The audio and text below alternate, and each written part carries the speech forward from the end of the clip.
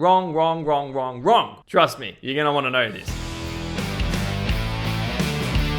What is up, guys? Welcome back to the Raw Factory. My name is Jake, and the goal of this channel is to help you become a better food and product photographer. Now today, I'm revealing a simple hack that I use in Lightroom to edit in Photoshop that most of you guys do not know about. And I only know this because I've mentioned it to a few creatives and they're like, huh?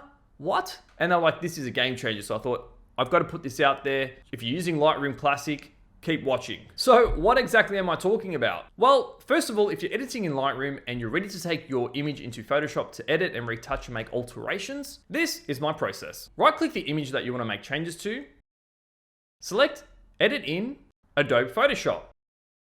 Lightroom loads the image into Photoshop for you. You go ahead and make the alterations that you would like in Photoshop.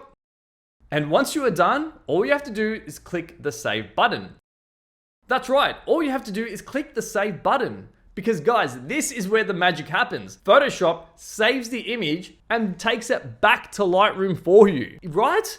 Do not export anything from Photoshop. Just click the Save button, go back into Lightroom, and once you're in there, you can make any further alterations to color or whatnot, or cropping, and then export that as a JPEG as you would normally do, right? Did I just blow your mind? I mean, like, if I did, guys, comment below yes or no. I need to know because, like, seriously. Well, that is all for me today, guys. If you got something out of this video, like, comment, and subscribe to help other people find this video, and I will see you all in the next one. Remember, don't wait, make something creative today.